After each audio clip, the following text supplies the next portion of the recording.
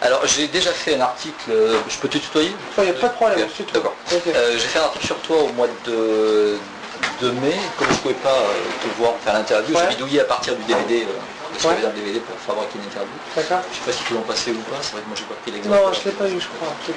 C'est vrai que pendant la tournée c'est difficile. Parce que... Voilà, je sais que l'emploi du temps était hyper. Alors bon, l'album, j'aimerais qu'on parle d'abord de l'album. Ce qui m'a étonné, c'est que contrairement à tes prédécesseurs, il y avait un DVD en plus, ce qui est quand même pas mal. Ouais, c'est bien. Ça s'est fait comment? On t'a informé de ça? Comment ça s'est passé? Ça s'est fait tout seul. Au début, quand je suis arrivé sur Paris, après m'être reposé après la Starac, donc mi-janvier, j'ai fait ma première rencontre ici avec Olivier, donc voilà, bon, on a été filmé ici. C'était le 17 janvier. Et puis voilà, il nous avait expliqué que voilà, on fera un DVD, tout ça, il commence déjà à filmer maintenant, etc. Et donc c'est super bien passé parce que le caméraman Sébastien était adorable aussi. C'était sympa à voir. Et pour un premier disque à faire un DVD, c'est rare. Ouais, non, c'est vrai. C'est vrai que c'est la première fois que ça arrive, mais c'est cool. Moi, ça m'a plu. Donc il y a eu, tu expliques un peu dans le DVD la façon dont les chansons se sont faites, etc. Il y a des pointures dans l'album. T'as pris ça comment? On te les a imposées, présentées? Comment ça s'est passé? On m'a présenté. En fait, Bertrand Lambot, donc mon DA, et Yvan Cassard, le réalisateur de l'album, sont venus me rendre visite chez moi pendant que je me reposais, donc début janvier. Et ils avaient sélectionné un peu plus de 30 chansons qui m'ont fait qu'on a tout écouté pendant 2 jours, bien attentivement. Et c'est vrai que non, mais j'ai carrément eu mon mot à dire parce que au bout de 30 secondes, je disais à Bertrand, c'est pas possible. Je veux pas. Et donc il était complètement d'accord avec moi, de toute façon, que même une chanson, je me souviens, on n'était pas trop d'accord et tout ça, mais il m'a écouté. Et puis voilà, j'ai même pu imposer une chanson d'un très bon ami à moi, donc, qui s'appelle Pardonne-moi. Donc voilà, chez qui on était justement en train d'écouter les chansons, donc c'est un studio qui est à côté de chez moi. Ce qu'on voit aussi dans le DVD. Exactement, ce qu'on voit dans le DVD, exactement. Donc je suis très content, très fier. Enfin, le premier album franchement me correspond. Peut-être qu'aux yeux de certains il me correspond peut-être trop, mais j'avais besoin de ça pour un premier album, de mettre les choses au point, parce que c'est vrai que j'aime pas trop en parler dans les interviews de ma vie privée, mais j'aime bien les dire en chantant. Et puis vu que c'est des paroles qui peuvent correspondre à tout le monde, pour moi c'était une pierre de coups. C'est plus facile, tu dis te correspondre, c'est plus facile de parler en chanson, de dire certaines choses en chanson que dans la réalité. Ouais, parce que c'est. Parce que aussi c'est le truc que je veux faire, c'est mon métier, c'est ce que j'aime, chanter, tout ça. J'ai envie de faire passer des messages. Si c'est vrai que je peux chanter des choses autobiographiques et qui peuvent correspondre à tout le monde, je ne vais pas m'en priver, quoi, parce que justement ça fait. Non seulement je vais ressentir les paroles naturellement, mais je vais faire pouvoir passer un message aux gens. Quelle est la chanson qui te correspond le plus, vraiment? S'il y en avait une à extraire de l'album? Celle qui me correspond le plus, c'est le deuxième single, c'est Je suis en vie. Parce que les gens qui n'écoutent pas l'album, qui voient Je suis en vie, sont persuadés que c'est une balade mélancolique qui va faire pleurer dans les chaumières. Mais c'est pas ça du tout, quoi. C'est tout le contraire, c'est un hymne à la joie. C'est le fait de vivre au jour le jour, qu'il faut faire les choses pour ne pas avoir de regrets, que le lendemain on ne sait pas ce qui peut se passer, et que voilà, dès que des occasions se présentent, il faut y aller, il ne faut pas réfléchir. C'est rare d'avoir une philosophie comme ça à ton âge, tu penses que tu l'as acquise avec les expériences de la vie. Ouais. Bah oui, forcément, ouais. Je pense. Et bon, généralement on l'a réussi à l'acquérir plus tard, mais c'est rare, effectivement, à 20, 21 ans d'avoir... Bah déjà à 15 ans, j'étais un peu comme ça, parce que justement ça m'a perturbé par rapport à mon adolescence. J'étais un peu trop en avance par rapport à tout le monde. Alors c'est vrai, les gens ont vu beaucoup de moi à la Starac, le côté déconneur, le côté enfant qui est en moi et tout ça. Mais bon, il y a beaucoup plus que ça, quoi, en fait. Non, j'ai vraiment bien la tête sur les épaules. C'est vrai que l'avantage quand tu traverses des périodes difficiles dans ta vie, ça te permet de prendre tout ce qui a pu se passer pour moi depuis le 3 septembre. Ça me permet de le prendre avec philosophie, avec recul. Et c'est pour ça qu'à ce jour, j'ai toujours bien la tête ancrée sur les épaules et je l'aurai tout le temps. Parce que le but pour moi, c'est d'avoir vraiment beaucoup de recul par rapport à ça. Et de ne pas me prendre pour ce que je ne suis pas. Donc voilà, je suis simplement en train de réaliser mon plus grand rêve. Et j'y mets tout mon cœur et toute mon âme dedans. Et en plus ça marche. Ça marche, pour le moment ça marche, donc ça va, je touche du bois et Tu étais dans quel état d'esprit avant la sortie? Tu étais angoissé Bien sûr, j'étais angoissé, mais je suis encore là. Ça, par contre, on ne changera jamais. Je suis un éternel angoissé. Angoissé par rapport à quoi? Par rapport au fait que ça marche, Par rapport au fait que... Ouais, peut-être par rapport à ce fait-là aussi. Mais aussi avoir dans la tête que tout peut aller très vite dans ce métier. On le sait, et puis que c'est vrai qu'au niveau du disque, il y a une crise du marché du disque en ce moment. Ça, c'est pas fait pour aider les jeunes artistes qui veulent bien s'ancrer dans le milieu. Tout ça, il y a des difficultés de plus à surmonter, donc voilà, tout simplement, c'est les gens qui peuvent m'aider à continuer mon chemin, quoi. Alors là, la Starac est finie, la tournée est finie, la Starac est finie depuis un moment. Ouais. Lorsque tu regardes ça en arrière, lorsque tu te retournes, est-ce que tu penses que tu es en train de sortir du système TF1, c'est-à-dire de ce qui t'a fait connaître pour devenir quelqu'un à part entière? Le but, je pense que de toute façon, ce qui est clair dans cette logique de Starac, c'est qu'après, on puisse avoir comme tout artiste sa chance et pouvoir passer autant sur TF1 que sur France 2 que sur M6. Je pense qu'il y a... Après, voilà, on a le droit, à partir du moment où on a fait un truc, on a gagné un truc, le droit de sortir un album et tout ça, je pense on devrait avoir le mérite d'être respecté. Considéré par les gens du métier? Pas encore, pas tous. Tu le sens par rapport à quoi ça? Par rapport au silence, je le sens. Silence de... Au silence des gens concernés, des gens qui... Je suis pas encore à l'aise sur les plateaux télé. Sur les plateaux télé, tu as tous les artistes, généralement, tu as une grosse palette d'artistes. Il y en a qui sont venus te voir et te féliciter et dire... Non mais il y en a toujours une bonne partie qui sont super sympas avec moi et tout ça. Il y en aura toujours une partie qui comprendront jamais qu'on puisse devenir... qu'on puisse sortir un album en 4 mois. Tu as senti du mépris? Ouais, chez certains, ouais. Par le silence? Par le fait qu'ils te parlent pas, qu'ils te calculent pas. Alors que putain, on fait le même métier, on a la même passion à la base. Tu n'as pas essayé d'aller vers eux, justement? J'ose pas trop encore. Non, j'ose pas trop à partir du moment où les gens te calculent pas tout ça, ou qu'il n'y a même pas un bonjour. Je vois pas pourquoi j'irais vers eux. Je vois pas pourquoi j'irais vers eux et tout ça. À mon avis, je vais me retourner, je vais me prendre une veste et puis voilà quoi. Moi, c'est mon sentiment. C'est vrai que j'ai du mal à aborder un peu tout le monde, mais bon, il y a des artistes comme Lara Fabian, comme Calogero qui sont super sympas et puis voilà. Maintenant, c'est pour ça qu'il faut laisser du temps après, pour que l'album puisse vivre tranquillement. Ça fait 2 mois qu'il est sorti. Bon, après, j'espère que c'est un album qui pourra vivre sur 1 an et demi, parce que voilà, c'est mon plus grand souhait en tout cas. Ça voudra dire que les gens auront passé cette image, parce qu'il y en a une bonne partie qui n'aiment pas. Moi, le but pour moi, cet album, c'est aussi de plaire aux gens qui ne sont pas du tout Starac, qui sont contre ce phénomène et ce système, mais au moins qui puissent un jour écouter ça objectivement au fond de leur canapé et avoir un avis objectif. Comment tu expliques que ton album marche et l'album de tes prédécesseurs, Michal et Elodie Frégé, n'a pas vraiment fonctionné? Tu l'expliques, c'est dû à quoi d'après toi? Bon, ça c'est vrai que bon, moi c'est vrai que j'ai pas trop écouté l'album de Elodie. Moi j'ai mis 1 mois de plus pour le faire. Peut-être qu'elle est là la réponse. Ouais, tu penses, ouais. Je sais pas. Après ce sont les gens qui décident, ça c'est pas moi qui peut... Lorsque tu dis que tu as écouté 30 chansons, ça a été difficile de faire le choix sur une courte durée non. Sur tous ces morceaux? Non. Parce qu'on n'a pas la tête pleine? Non, parce que moi j'ai toujours dit que je fonçais nos coups de cœur et j'en ai eu des coups de cœur. J'ai pas eu 12 coups de cœur, mais il y en a eu beaucoup. Et puis... Tu les revendiques absolument tous autant? Il n'y en a pas une qui... Tu aimes un peu moins? Il y en a toujours dans les albums, c'est mes préférés et je sais que ceux qui sont un peu moins. Maintenant, si elles sont là sur cet album, c'est que j'ai donné mon accord et à partir de ce moment-là aussi, c'est que je me sentais bien pour les interpréter.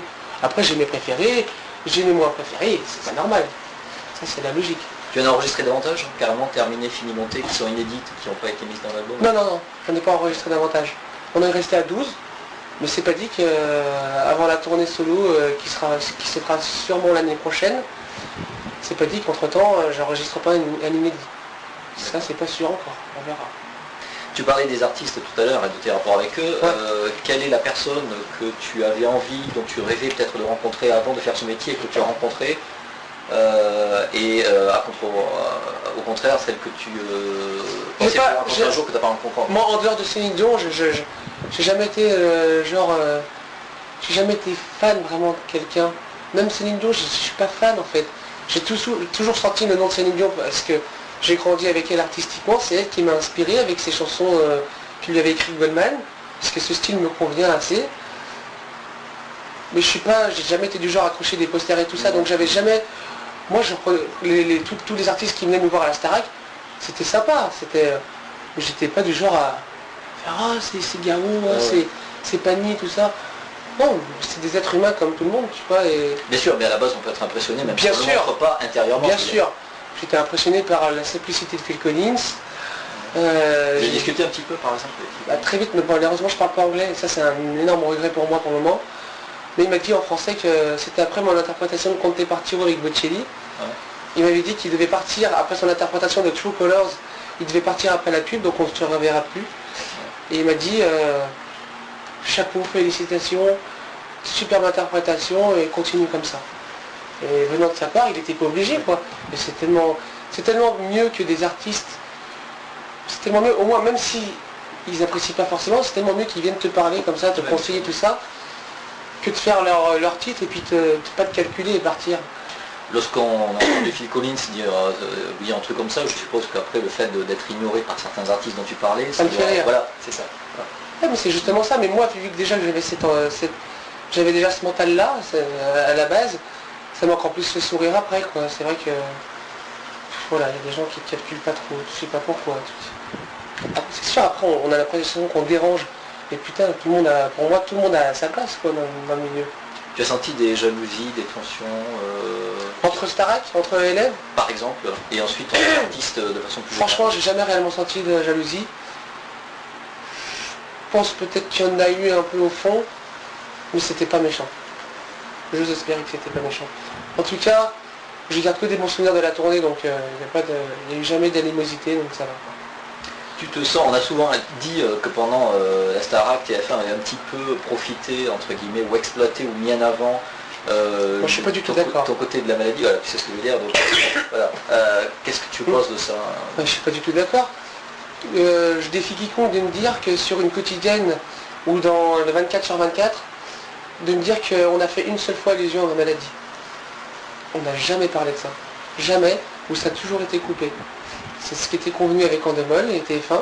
Ça a été complètement respecté. Les seules personnes qui ont... C'est vrai qu'on a annoncé ça le 3 septembre. On était obligés, parce que 2 semaines avant que je rentre au château, ça sortait déjà dans tous les médias, que quelqu'un qui a la muco va rentrer au château. On ne pouvait pas nier. De toute façon, ça se serait su. Donc, après, ça aurait pu se faire encore un grand scandale de le cacher. Donc j'ai préféré être honnête. On s'est mis en accord avec TF1. Voilà, on va le dire le 3 septembre. Après, c'est terminé. C'est à moi de faire les preuves, de décoller l'étiquette que les gens vont automatiquement mettre le 3 septembre.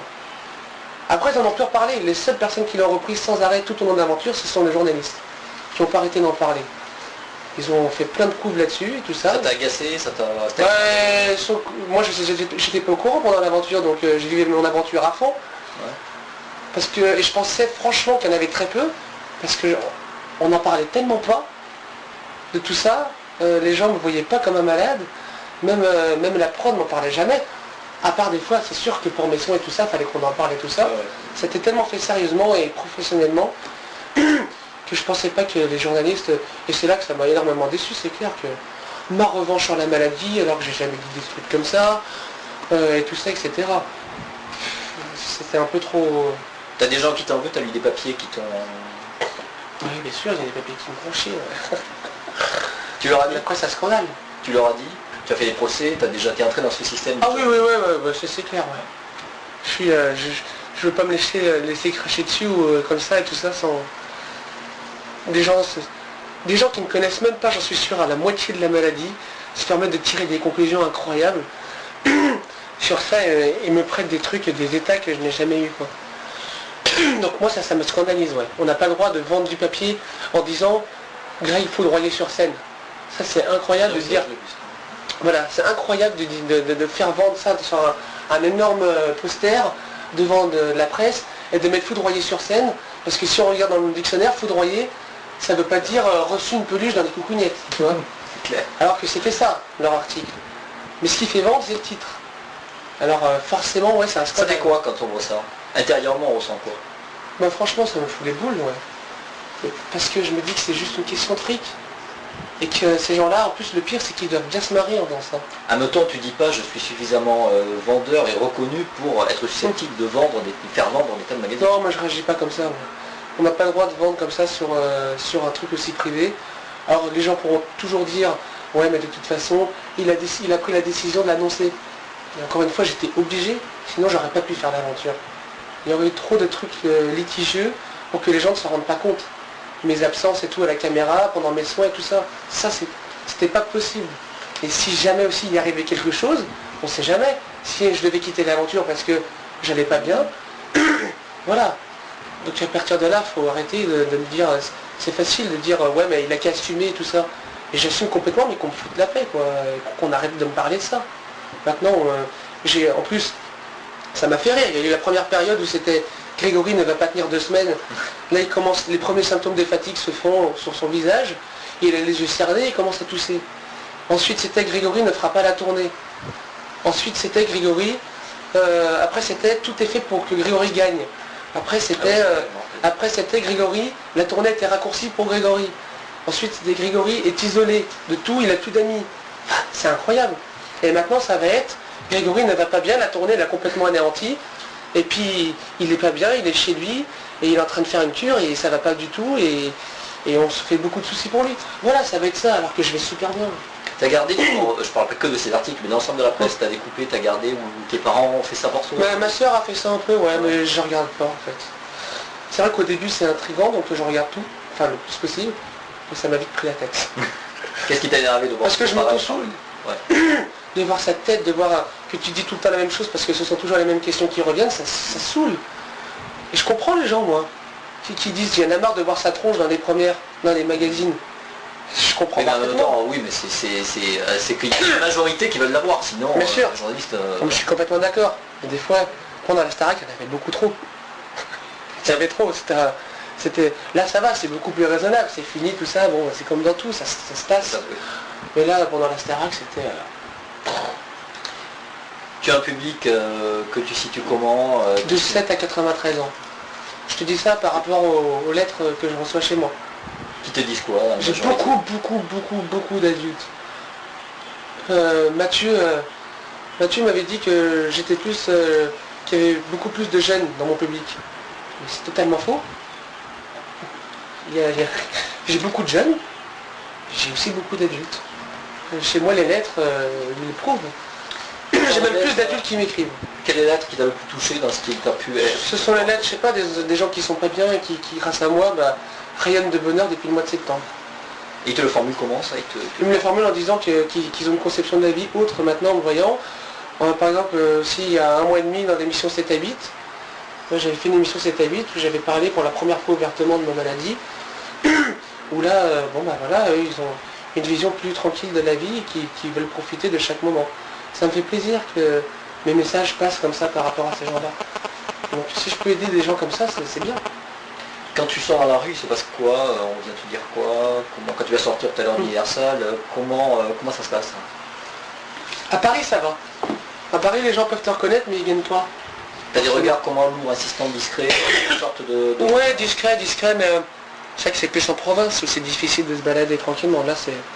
Mais j'ai beaucoup de témoignages, d'affection et tout ça. Pour l'instant, j'ai jamais eu d'agressivité de la part de quiconque. Mais même si des gens m'aiment pas, moi je vais dire, ils m'emmerdent pas. Et ça c'est bien. T'en as pas marre des fois, tu voudrais pas t'isoler Si, des fois j'aimerais bien être pas connu pendant 2 jours et regoûter un peu ce que je connaissais il y a encore 1 an. Mais bon, il faut savoir ce qu'on veut aussi dans la vie. On peut pas tout avoir, tout ne peut pas être que positif non plus. Mais en même temps c'est bien. Quand je suis en forme, quand je suis bien dans ma tête et tout ça, c'est tellement bien de recevoir tant d'amour des gens et tout. C'est vrai que des fois il y a besoin de tranquillité, on est comme tout être humain, qu'on a besoin un peu de se retrouver.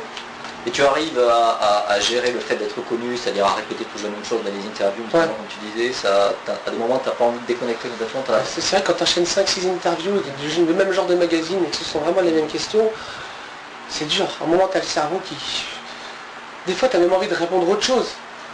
pour pas radoter. Ben voilà, c'est ça. Ouais. Et malheureusement, je veux pas dire blanc et noir. Hein. À un moment, je suis trop franc pour ça, donc moi je vais dire toujours la même chose. C'est vrai qu'au bout d'un moment, c'est fatigant. Mais c'est normal. Mais en même temps, tu as une vie saine dans le DVD, tu dis, lorsqu'on te propose, enfin, te présente le planning que tu vas avoir, tu dis, il faut que je me couche tôt, c'était vraiment une vie très, très saine. Je suis obligé, pendant le boulot, c'est clair, c'est ça. Ouais. C'est ça. Je ne dirais pas que c'est pareil, ça va être pareil pendant les vacances. Ouais. Mais une chose est sûre, c'est que quand il y a du boulot, quand quand j'ai des dates, quand j'ai des trucs importants, je m'impose une hygiène de vie. Alimentation, tout. Ouais, non, je sais pas, faut pas aussi imaginer que c'est des trucs militaires. Hein. J'ai quand même pas mal de. Je peux faire pas mal de choses et tout ça aussi. Je me dis juste quand même qu'il faut, peu importe à l'heure où je me couche, il faut quand même mes 9 heures de sommeil. Ah, 8-9 heures, ouais. Dans ce métier, c'est pas évident. J'aime bien, pour aborder à fond le lendemain et tout ça, c'est sympa. Si, je pense que c'est bien. De toute façon, dans ce métier, on commence rarement tôt. Hein. On commence le début de la matinée, dans ce métier, c'est 13 heures. C'est sûr. Donc ça se termine tard, mais moi, c'est vraiment on peut dormir. Ok. Et donc pour l'avenir, tu as parlé de peut-être d'un inédit qui allait sortir. Enfin, d'abord le deuxième extrait. Non, ça c'est pas sûr. Ça, ce sont que des suppositions que je me fais, que peut-être qu'un jour se fera un inédit. Mais ça, c'est pas sûr du tout. En tout cas, un premier album qui marche, on pense immédiatement évidemment à un deuxième. Tu penses, ça va se faire dans quel délai, tu vois ça comment La tournée. La tournée et puis un nouvel album. Quand ça marche. Ça c'est clair que le nouvel album, franchement, j'y pense pas encore du tout. Parce que justement, je suis qu'au premier single. Donc je vais déjà en sortir 3 autres singles et puis après on verra comment ça va. Mais normalement en septembre 2006. Ah, c'est déjà bien. Peut-être, ouais. On pencherait sur septembre 2006. Ce qui fait que, à mon avis, j'aurai pas de vacances l'année prochaine. Mais au moins, je vais dire, voilà, faut savoir ce qu'on fait. Du coup, au niveau des ventes, t'es passé devant Mylène Farmer, je dis. Ouais, la première semaine, ouais. Oui, enfin, souvent, elle était plus derrière toi que devant. Ouais, c'était une ou deux fois, mais t'étais quand même plus... Ouais, mais c'est bien, c'est sympa. C'est sympa. Tu l'as rencontré, non? Je l'ai pas rencontré, non. Ah non, Mylène Farmer, c'est... On la rencontre pas comme ça, je sais. Ouais. Tu vois, c'est le genre de personne que je n'oserais pas aborder parce que je me doute qu'elle soit pour le genre d'émission que j'ai fait. Je pense, personnellement, je l'ai interviewée il y a 20 ans, mais ça remonte. Et je pense honnêtement qu'elle est très, très sympa. On a fait toute une icône comme ça, mais je crois qu'elle est très, très agréable, très... Moi, j'aimerais bien vous rencontrer, d'autant plus qu'elle est dans le même... Je sais pas si elle est dans le même label que moi. C'est Universal, mais c'est quel sous... Non, je crois que c'est Polydor. C'est Polydor. Je crois. Mais bon, comme j'aimerais dans le second album... un énorme kiff, ça serait que j'adore le style de chansons de Calogero, de Goldman, tout ça, moi c'est... Les chansons à la Envole-moi et tout ça, ça c'est des choses qui me bottent quoi. En duo ou qu'ils écrivent pour toi, tu chantes alors c'est en plus, s'ils veulent faire un duo sur mon album, moi je dis oui. Mais bon. Tu serais prêt à tirer des sonnettes pour dire ce serait sympa? Pour l'instant non. Mais peut-être pourquoi pas plus tard, ouais. Et en priorité, si tu devais faire un duo, s'il y avait une personne à choisir... C'est Céline Dion. C'est Céline Dion. Céline Dion. Je choisis pas... J'ai toujours dit, je changerai jamais, c'est Céline Dion pour moi, voilà. Les gens vont croire que je suis complètement accro d'elle, mais bon. J'ai toujours dit Céline Dion, je dirais jamais quelque part de... Un mec aussi, après c'est sûr, t'as des icônes comme Johnny, bon ouais. C'est plus l'icône que en fait l'affinité, l'admiration que tu aurais. Ouais, c'est plus moi, l'admiration je l'ai plus pour Céline Dion. Parce qu'aussi elle est marraine de la fibrose kystique, donc alias mucoviscidose, donc pour moi il y a un destin qui me rattache à elle, quelque part. C'est pour ça que ça me tient à cœur un jour de la rencontrer. Ouais. Tu y travailles ou tu essaies de... Pour l'instant, j'y travaille pas du tout. J'essaie de voir... Je fais déjà mon truc, mais bon, elle est à Las Vegas, donc ça sert à rien d'y travailler pour le moment. Oui, donc elle est pas en France. Ouais. Mais je crois savoir qu'elle est en France pour la rentrée. Elle va faire de la promo, donc je sais pas. Très bien. Bon, ben, j'ai demandé à peu près tout ce que je voulais. Okay. Si tu pouvais me dédicacer quelques petits trucs pour différentes carrières de Mia Siri. Tu veux que je fasse une carte Ouais, je veux bien. Alors, ceci. Alors pour Jérémy, c'est un gamin. Y. Avec Y. C'est, merci, il y en a 3. Pour Julie, c'est une gamine aussi. Et ensuite, c'est pour un ami qui est polonais, qui a participé à des émissions de style Starac aussi, qui a inventé le truc et qui t'aime beaucoup. D'accord. Qui s'appelle Marcin, M-A-R-C-I-N. Il habite en Pologne? Ouais. Il comprend un peu le français quoi? Ouais. Ok. Super, et si tu peux me le faire pour moi, ce serait génial, avec ceci, parce que sinon l'autre base. D'accord. Mon prénom c'est Jean-Jacques. Jean-Jacques, tu veux que je passe là? Il y a plus de place peut-être au milieu. Là c'est mieux là. Voilà. Jean-Jacques. On y a là les temps, il y en a une toutes les demi-heures, c'est ça? Ouais. Et hop. Parfait, je te remercie. Est-ce que ça t'embête qu'on prenne une photo ensemble? Pas de problème, pas de problème, ouais. Je vais demander à quelqu'un dans les parages. Je me sens seul. Ça va? Ouais, ça va. Donc deux au cas où ça marchait pas, c'est toujours le que j'ai fait habituellement. Il faut faire le point ou pas? Non, tout est fait naturellement. C'est quand je fais le point qu'on voit un peu mieux. C'est ça. Bon, moi c'est bon. Appuyez sur le point. Non, le petit problème. c'est en caméra, je crois, non? C'est pas ça? Ah oui, pardon. Allez, on commence. Alors, attendez. T'as une numérique? Ça numérique, ça marche toujours bien, évidemment, donc c'est pas ce qui se passe. Je suis obligé de l'enfer. Voilà, donc pour le moment, c'est la bonne. Donc là, c'est le RH. Et une seconde, c'est bon. Bon, il y en a une, c'est déjà bien. C'est bon, je peux dire. Merci beaucoup. De rien. Bon. C'est bon, bah, merci beaucoup. C'est Christophe qui t'amène, je crois, les filons. Ouais, je vais voir. Et là, tu concentres la promo sur une journée, comment ça se passe exactement pour les... Non, mais là, demain, par exemple, tu vois, je vais en Italie. D'accord. Je vais faire une émission de France en Italie, donc... Le disque est sorti d'un certain pays francophone, enfin d'un pays francophone. Non, pas encore. Ah, il est sorti en Suisse, Suisse, en Belgique. Québec. Non, pas Québec. Et c'est prévu ou... Je crois peut-être que ça se fera, mais c'est pas sûr encore. Du tout. Et après, tu envisages en langue étrangère de faire des trucs ou pas? Ouais, j'aimerais bien parler anglais déjà. Tu pourras prendre des cours? Ouais, on verra, ouais. J'ai mon meilleur ami qui est prof d'anglais, donc... Ah bah là, c'est l'occasion rêvée. Ah, c'est clair, ouais. Il suffit de faire sérieusement aussi. Ah, ça c'est sûr que pour bien parler une langue, il faut s'y coller plusieurs heures. Tout m'est égal, tout m'est égal.